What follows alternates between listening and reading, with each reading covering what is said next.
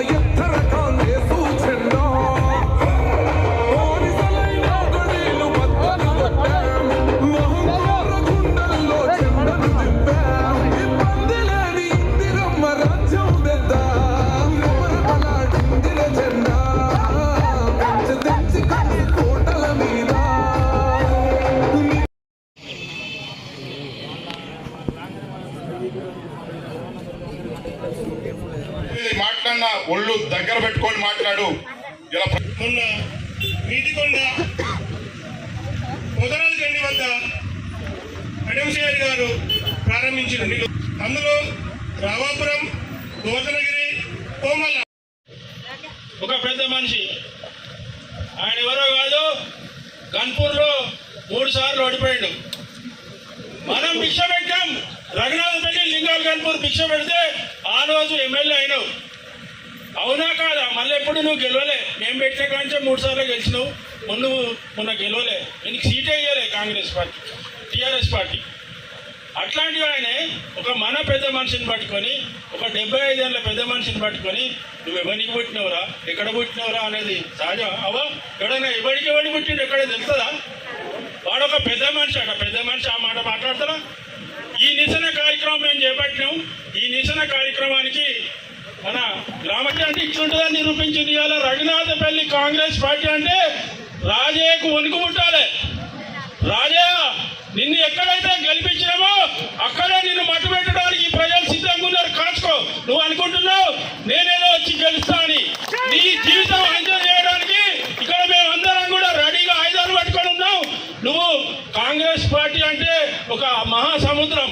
దీనిలోకి ఎందరో వస్తూ ఉంటారు, పోతా ఉంటారు. అలా కడియం శ్రీహరి గారు వచ్చిండ్రు. ఆయనను మేము మనస్ఫూర్తిగా ఆహ్వానించి హత్తుకున్నాం. ఆయన మీద ఈగలైనా కూడా కాంగ్రెస్ కార్యకర్తలు కూడా ఒప్పుకోనని కూడా ఈ రోజు నేను మీ అందరికి తెలియజేస్తున్నా. ఆయన మాట్లాడుతూ ఉన్నాడు, ఖబర్దార్ రాజయ్య, ఖబర్దార్ ఖబర్. ఇంకొకటి ముఖ్యంగా నిన్న మాట్లాడుతూ నా నోటి పాడి బుక్క వచ్చిండట. ఒరి అబ్బా 15 ఏళ్ళు తిన్నావు కదా మా బుక్కలన్నీ ఎక్కడ పోయినాయి? ఒక 2 ఏళ్ళకే నా బుక్క పోయిందా? మేము 15 ఏళ్ళ నుంచి ఎన్నో వస్తాను పడతాను. మా బుక్క ఎటు పోయింది? మేము నిన్ను ఎమ్మెల్యే చేస్తే నువ్వు టీఆర్ఎస్ లో కలిసినావు ఆ రోజు. మరి మా బుక్క కొట్టలేదు అనువు. సిగ్గు శరమని మాట్లాడతాను అను. అలాగే ఇంకొక వాళ్ళ చెల్లె బుక్క కొట్టినట. ఇందిరమ్మ బుక్క తీసుకున్నాడట కడియాశ్వరి. ఓరి నాయన, ఆమె 4 ఎకరాలు తప్పినావు కదా 6 కోట్ల భూమి కనపురంలో. సిగ్గు శరవునా నీకు? అతతో నీవు పోయి సంతకం పెట్టించుకొని వర్ధనపేటలో రిజిస్ట్రేషన్ చేసుకున్నావు.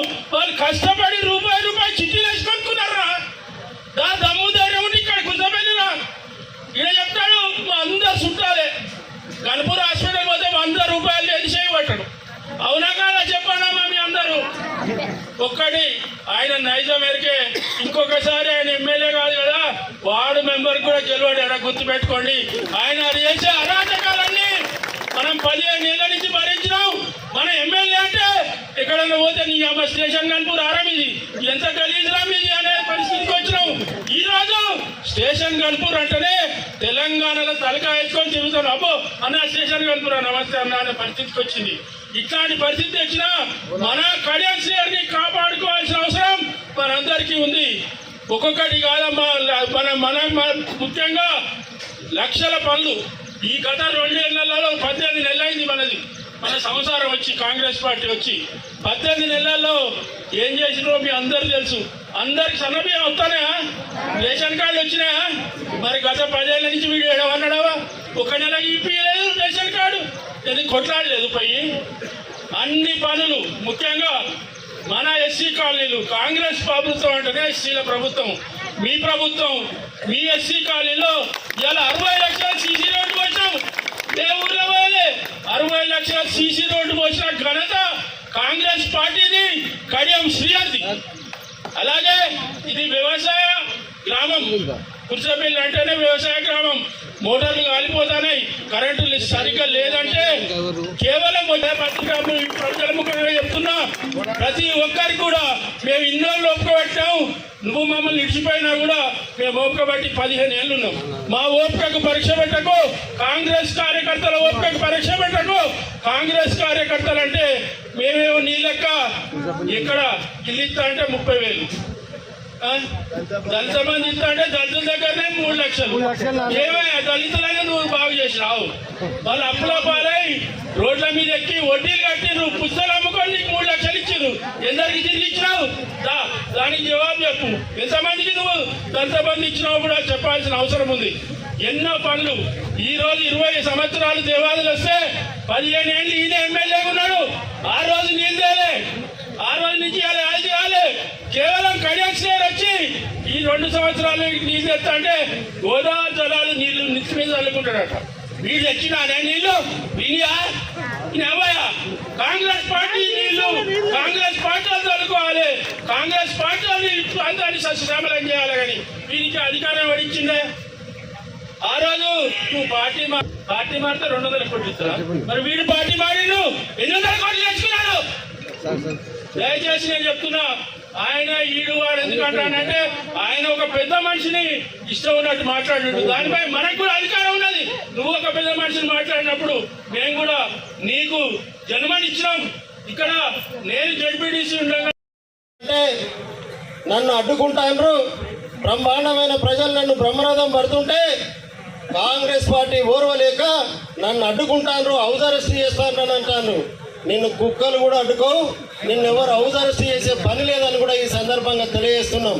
మేము చేస్తున్నది అనుచిత వ్యాఖ్యలకు నిరసన మాత్రమే. రాజకీయ విధానాలు బీఆర్ఎస్ పార్టీ ఏదన్నా ఉంటే నువ్వు ప్రజలకు తీసుకుపో, మాకు అభ్యంతరం లేదు. సంస్కారంతో మాట్లాడు, మాకు అభ్యంతరం లేదు. కానీ ఒక సంస్కారవంతమైన నాయకుడు, ఉమ్మడి ఆంధ్రప్రదేశ్లోనే అవినీతి మచ్చలేని నాయకుడు, ఈ ప్రాంత అభివృద్ధి ప్రదాత, దేవాదుల సృష్టికర్త, ఈ రిజర్వాయర్ల సృష్టికర్త, తనపై నువ్వు చేసిన అనుచిత వ్యాఖ్యలకు నిరసన మాత్రమే ఈ కార్యక్రమం మేము తలపెట్టినామని ఈ సందర్భంగా తెలియజేస్తున్నాం. తనందరికీ హైప్రిడేట్ చేసుకొని టీవీలలో రాజన్న ఏదో బయలుదేరితే పోలీసులు అడ్డగిస్తుండట, కార్యకర్తలు అడ్డుకుంటారట, తనకు మామూలుగా సానుభూతి వస్తలేదట.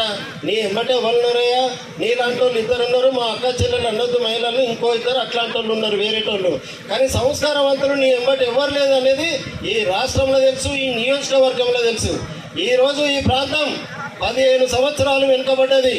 అక్క అన్నలారా, ఒక్క 2 నిమిషాలు మీరు మరి నిజకూటంలో వైఎస్ రాజశేఖర రెడ్డి ఊపులో ఒకసారి గెలిస్తే 2 సంవత్సరాలనే అవినీతి అక్రమార్కుడు పేరు తెచ్చుకొని నెక్స్ట్ నాకు ఈ కాంగ్రెస్లో టికెట్ ఇయ్యరు, కాంగ్రెస్ నాయకులే దూరం పెడుతుండ్రు, తెలంగాణ సెంటిమెంట్ ఉధృతంగా ఉందని 2 కోట్ల 3 కోట్ల అని మాట్లాడే వ్యక్తి ఎన్ని వందల కోట్లు తెచ్చుకున్నావో కిరణ్ కుమార్ రెడ్డి తాడ తెచ్చుకొని కిరణ్ కుమార్ రెడ్డి ముఖ్యమంత్రికి మద్దతు పలుకుతా అని చెప్పి అప్పుడున్న కాంగ్రెస్ రాజకీయ ప్రభుత్వ పరిణామాలను ఆశ్రయం చేసుకొని పార్టీ మారిన అవినీతి తిమింగలానివి నువ్వు వచ్చి తెలంగాణ సెంటిమెంట్ మీద గెలిచి 2 సార్లు మళ్ళీ టీఆర్ఎస్ పార్టీ పుణ్యాన కేసీఆర్ దయాపుణ్యాన గెలిచినవు తప్ప ఈ 15 సంవత్సరాలు కష్టపడితేనే గెలిచిన అదృష్టం ఉంటే గెలుస్తా, నా ఇంటికి ఎవరు వస్తే వాళ్ళని నా పిఏలను డ్రైవర్లను పెట్టి 3 చేతుల వసూలు చేసుకుంటా అని ఈ నియోజకవర్గ ప్రజలకు నీ సంగతి అంతా చూపించింది నిజం కాదా అని నేను తెలియజేస్తున్నా.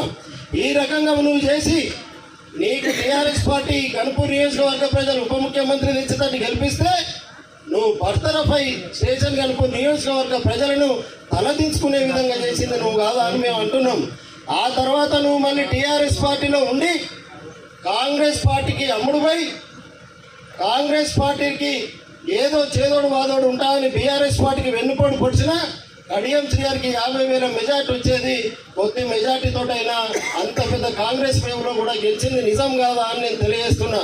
ఇక లాభం లేదు బీఆర్ఎస్లో అని మళ్ళీ కాంగ్రెస్ మెట్లెక్కడానికి ఢిల్లీలో 15 రోజులు, రాష్ట్రంలో 15 రోజులు అంటే నాయనా నీ దండం, నీ నీచ సంస్కృతి మా పార్టీలో వద్దు, గతంలో నిన్ను గెలిపించి చూస్తేనే నువ్వు మోసం చేసిపోయింది చాలు అని ప్రజలందరూ గాంధీ భవన్ దగ్గర ధర్నా చేసి నువ్వు రానియలేదు.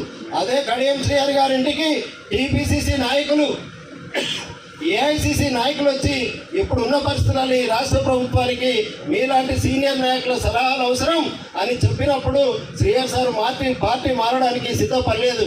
విపరీతమైన ఒత్తిడిల మధ్యన నేను మళ్ళీ ఎమ్మెల్యేగా నిలబడేది చివరిసారి అని తను ప్రకటించి నేను నియోజకవర్గ ప్రజలకు అభివృద్ధి చేస్తానని మాట ఇచ్చిన అభివృద్ధి మాట మించే వాళ్ళు నాకు ఓటేసింది కాబట్టి నేను అభివృద్ధి చేయాలి, సమయాన్ని వృధా చేయొద్దు.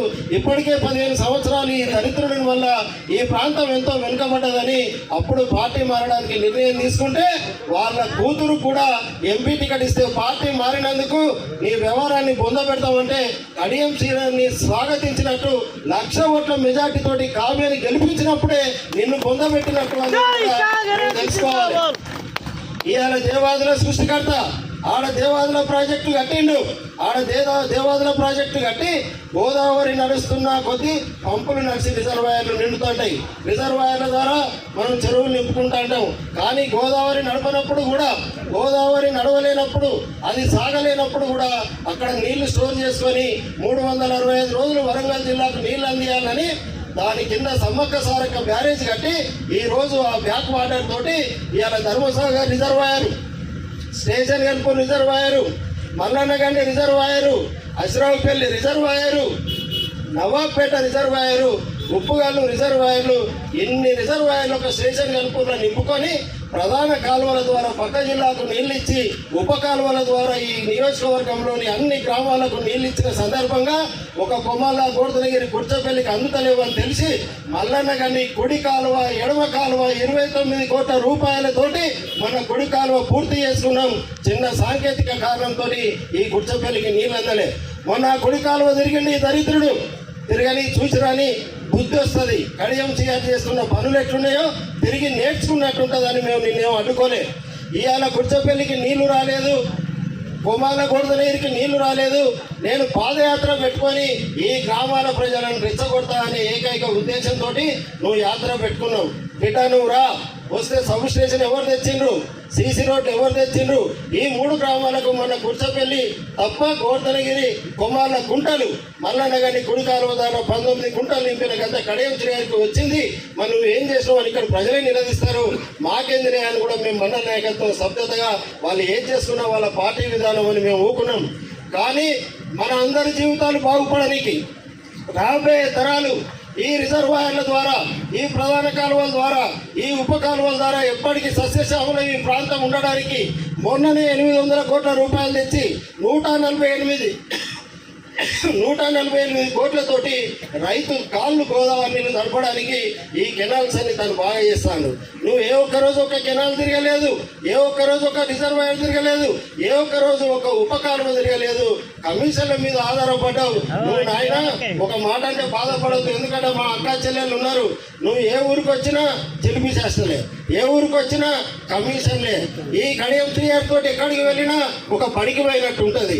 నిత్యం విద్యార్థులమే, నిత్యం ఒక పాఠం నేర్చుకున్నట్టే. ప్రజాసేవ ఎంత చేసినా ఇంకా తక్కువే అన్నంత బుద్ధి నేర్పే నాయకుడు కడియం శ్రీగారు అయితే నీ ఎంబడొస్తే ఎప్పుడు సమ్మక్క సారక్క జాతర పోయినట్టే. ముంగట కోలాటాలు, డప్పులు, ఎగురుడు, అవతల చిందులు విందులు, యువతల మందు పొందు. ఇది తన జీవితం అంతా కొనసాగించడు తప్ప ఏ రోజైనా ఈ గ్రామాలకు వచ్చి ఈ గ్రామంలో ఉన్న సమస్యలేంది నాకు చెప్పండి, నేను అధికారం పిలుస్తా, ఎస్టిమేట్లు వేయిస్తా, మీ అభివృద్ధిలో నేను పాలు పంచుకుంటా, మీ కష్ట సుఖాలలో నేను పాలు పంచుకుంటా అని అన్నాడా? అనలేదు. ఇదే సబ్ స్టేషన్ చేయడానికి వచ్చిన రోజు ఇదే కుర్చపల్లి గ్రామస్తులు ఇక్కడ ప్రభుత్వ భూమి ఉంది అని చెప్తే మీ కూతవేటి దూరంలోనే 100 కోట్ల ఆసుపత్రిని 100 పడకల ఆసుపత్రిని కడుతున్నా. తిమ్మంపేట దగ్గర ఎస్సీ ఎస్టీ బీసీ మైనార్టీ 200 తోటి కడుతున్నా. అయినా ఇక్కడ ఒక జ్యోతిరావు అనే స్కూల్ను బ్రహ్మాండంగా నిర్మించుకుందాం, ఈ ప్రాంత ప్రజలు కూడా వచ్చి ఇక్కడ చదువుకుంటారు, ఇక్కడ జాగా ఉందని గుర్తించి ప్రపోజల్స్ పంపిన నాయకుడు కడియం శ్రీగారు గారు. మరి ఇట్లాంటి నాయకుడి పైన తట్టుకోలేక తాగి మరి నువ్వు ఏదేదో మాట్లాడితే ఇంతకుముందు మా అజయ్ వయసులో చిన్నోడు అన్నాడు, నువ్వు అరే కడియం శ్రీహరి నువ్వు ఒక అయ్యవ్వకు పుట్టినావా అని అన్నావు. అదే మాటకు ఒక్కసారి నిన్నెవరని అంటే ఆ స్థానం నుండి ఒక్కసారి నువ్వు వేయించుకో. నీకు సిగ్గుశరం ఉండి నువ్వు పశువు కాకపోతే నీకు మానవత్వం ఉంటే నేను మాట్లాడింది తప్పే అని నువ్వు గుర్తించుకుంటే నువ్వు ప్రజలకు ఇప్పటికైనా బహిరంగ క్షమాపణ చెప్పు. ప్రజలు ఏ స్థితిలో ఉండి మాట జారిండు పోనీలే అని క్షమిస్తారు. లేదా నువ్వు ఆ మాటని కనుక వెనక్కి తీసుకోకుండా క్షమాపణ చెప్పకుండా ఏ గ్రామానికి వచ్చినా కడియం అభిమానులు ఈ నియోజకవర్గ ప్రజలు కాంగ్రెస్ పార్టీ నిన్ను ఎక్కడికక్కడ నిరసన సగల ద్వారా మరి తరమడం ఖాయమని కూడా ఈ సందర్భంగా తెలియజేస్తున్నాం. ఇవాళ ఒక 1000 మంది కార్యకర్తలు ఒక మండల పార్టీ పిలుపుకే ఇక్కడికి ఇంతమంది వచ్చిర్రు. నువ్వు డబ్బులు పెట్టుకొని నీ కార్యకర్తలను పిలుచుకొని పాదయాత్ర చేస్తే కూడా నీ వెనకాల ఏం కామెంట్ చేస్తుండ్రో మాకు తెలుసు రాజన్న, మాకు తెలుసు. అవి చెప్తే నువ్వు ఊరేసుకుంటావు. కానీ మేము చెప్పాం కదా, మాకేం అవసరం, నీ బుద్ధి వేరు, నీ పార్టీ వేరు, నీ విధానం వేరు, నీ ప్రవర్తన వేరు, నీ ఎన్నుకున్న వాళ్ళ ప్రవర్తన ఇంకా వింత ప్రవర్తన. వాళ్ళంతా కలిసి ఒకే స్వభావం గల వ్యక్తులు, ఒకే భావం గల వ్యక్తులు ఒక మూట అయినరు. ఆ మూట స్టేషన్ కనుపుల్లో తిరుగుతుంది. సుమా వాళ్ళని ఎవరిని దగ్గరికి తీసినా కూడా ఈ నియోజకవర్గ ప్రజలకు ముప్పు. 15 సంవత్సరాలు వెనుకబడ్డ ప్రాంతాన్ని సంవత్సరన్నర కాలంలోనే 1000 కోట్ల రూపాయలు తీసుకొచ్చిన ఘనత కడియం శ్రీహరికి దక్కింది. ఏనాడు 20 ఏళ్ళ రిజర్వాయర్లు కట్టి దేవుని చెరువు చీడికలకు నీళ్ళందని చరిత్ర. 3 నెలల ముందే అధికారులను కూర్చోబెట్టి, ఇరిగేషన్ అధికారులను కూర్చోబెట్టి మా కాంగ్రెస్ పార్టీ సైనికులను కాలువలు వెంబడి తిప్పి మధుసూదన్ రెడ్డి అటువంటి కాంట్రాక్టర్ను రిక్వెస్ట్ చేసి తమ్మి బిల్లు రాకుండా పనిచేయని త్వరితగతిన పనులు పూర్తి చేసి ఇవాళ చీడికలు నల్గొండ బాటలకు నీళ్ళు అందించిన ఘనత కడియం శ్రీహరి కాదా అని నేను అంటున్నా. ఇవాళ నీకు ఏ హక్కు ఉన్నదని కాలువ మందు నీకు వస్తున్నావు, నువ్వు ఏ కాలువ మందులు చేసినావు అని వస్తున్నావు. నీకు సిగ్గు శరం ఉండాలి. మొన్న ఎమ్మెల్సీగా ఉన్నప్పుడు కడియం శ్రీహరి గారు ఈ నిధులన్నీ మంజూరు చేసినాయి. తను ఎమ్మెల్సీగా ఉన్నప్పుడు మల్లన్న గారి ఎత్తిపోతల పథకానికి 104 కోట్ల రూపాయలు తీసుకొస్తే ఆ పనులు జరుగుతుంటే ఆ శిలాఫలకం మీద తాటికొండ రాజయ్య పేరే ఉంటుంది. మరి నీ మద్దతు పోతుంది. మరి నువ్వు ఏ దశలు ఉంటానో లేతే పొద్దున్నే ఏమైనా స్టార్ట్ చేస్తాడా నాకు జాతర లెక్క అర్థమవుతలేదు. కానీ నీ శిలాఫలకానికి నువ్వే పిండాలు పెట్టుకున్నావు అనేది కూడా ఈ సందర్భంగా గుర్తు చేస్తున్నా. అంటే నీ రాజకీయం వెళ్ళిపోతుంది, ఇక జారిన రాజకీయం వైపు నువ్వు నడుస్తున్నావు. ఇక్కడ ప్రజలందరూ గమనిస్తుండ్రు. కడియం శ్రీహరిని మీరు వ్యక్తిగతంగా విమర్శించారు, కూతుర్ని విమర్శించారు. అదే కూతుర్ను 1,00,000 ఓట్లతోటి గెలిపించారు. 3,000 ఎకరాలు అన్నావు, 3 ఎకరాలు లేదని మళ్ళీ నువ్వే అన్నావు. అల్లుడిని విమర్శించినావు. 98 ఏళ్ళ మా అందరికీ సమాంతరాలైన ఆ తల్లిని కూడా విమర్శించినావు. అయినా నీకు సిగ్గు వస్తలేదు. నీకు ప్రజలు బుద్ధి చెప్తారు. మరి ఇంకా ఇప్పటికే హద్దు దాటి నువ్వు ఏ ఒక్క మాట మాట్లాడినా నియోజకవర్గ ప్రజలు సీరియస్గా ఉంటుందని కూడా మళ్ళొకసారి హెచ్చరిస్తూ దయచేసి పల్లారాజేశ్వరరెడ్డి గారికి ఒక విన్నపం చేయదలుచుకునే ఈ సందర్భంగా. ఆ రోజు టీఆర్ఎస్లోకి ఈయన వస్తా అంటే ఈయన టీఆర్ఎస్లోకి వచ్చి 15 ఏళ్ళు అయితే లేదు. ఇది కూడా గుర్తుపెట్టుకోవాలి. గతంలో పార్టీలో పనిచేయచ్చు, కానీ పార్టీ వదిలిపెట్టి మళ్ళీ టీఆర్ఎస్లో చేరిండు. ఈయన వచ్చి 15 ఏళ్ళు అయితే లేదు. ఈయనని కేసీఆర్ వాళ్ళ ముఖం చూపించకు దగ్గరకు రానియకుండా అని అంటే పల్లారాజేశ్వరరెడ్డి గారికి కొందరు అందరు కలిసి కేసీఆర్కి ఏం చెప్పినట్టు తెలుసా? అక్కడ ఒక రాంబాబు ఉన్నాడు, ఇప్పుడు ప్రస్తుతం తాత్కాలికంగా స్టేషన్ కలుపు నియోజకవర్గ ఇన్ఛార్జి ఉండుతమ్మి, మేము అన్నీ చూసుకుంటాం, నువ్వు రా అని అడిగితే ఆయన నేను కడియం శ్రీహరిని వదిలిపెట్టి రాను అని అన్నాడు.